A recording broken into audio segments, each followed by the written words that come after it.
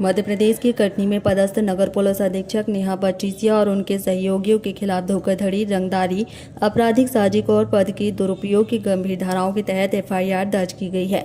आरोप है कि पुलिस अधिकारियों ने हत्या के एक आरोपी को अनुचित लाभ पहुंचाने के बदले में 15 लाख रुपए की मांग की और 1 करोड़ से अधिक मूल्य की जमीन का सौदा अपने नजदीकी व्यक्ति के माध्यम से करवाया।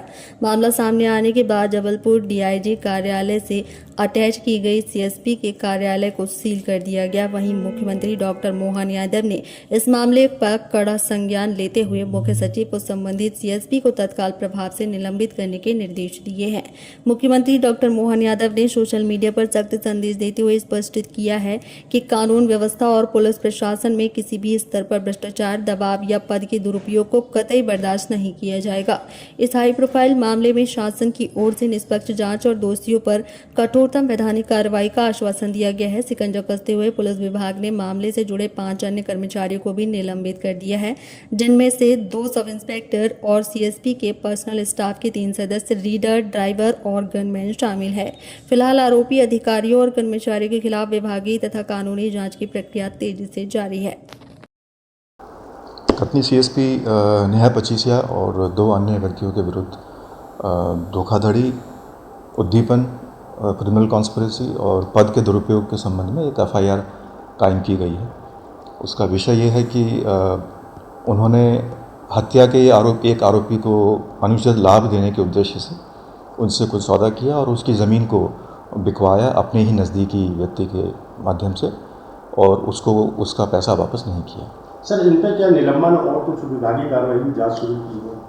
नेहा पचीसिया को अभी डीआईजी ऑफिस जबलपुर में अटैच कर दिया गया है और उनके ऑफिस को सील कर दिया गया है और आगे की कार्रवाइयाँ इसमें जारी रहेंगी। उनकी डिमांड 15 लाख की थी। जब उन्हें आवेदक ने बताया कि उनके पास में पैसा नहीं है तो फिर उन्होंने उनसे कहा कि आप अपनी ज़मीन हमको दे दीजिए। ज़मीन की जो गाइडलाइन वैल्यू है वो 82 लाख की है। सौदा उनका 1 करोड़ 7 लाख में हुआ था और जिसमें से उनको 15 लाख का ट्रांसफ़र ज़मीन मालिक के अकाउंट में किया गया था। सर, इसके पहले भी इनके ऊपर इस तरह की कोई और जांच की जा रही है कि इसके पहले भी इनकी इसी तरह की कोई अनियमितताएं की गई हो?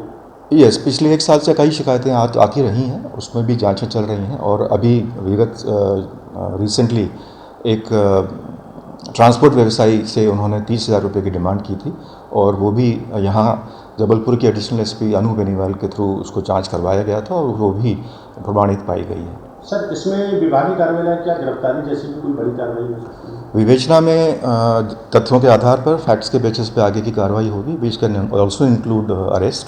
इसके अलावा दोनों ही मामलों में विभागीय जांच की कार्रवाई भी शुरू कर दी गई। इसमें सर जो 2 अन्य लोग आए हैं, क्या उन पर भी निलंबन जैसी कोई कार्रवाई या? 2 अन्य जो हैं उनके साथ में वो प्राइवेट लोग हैं। एक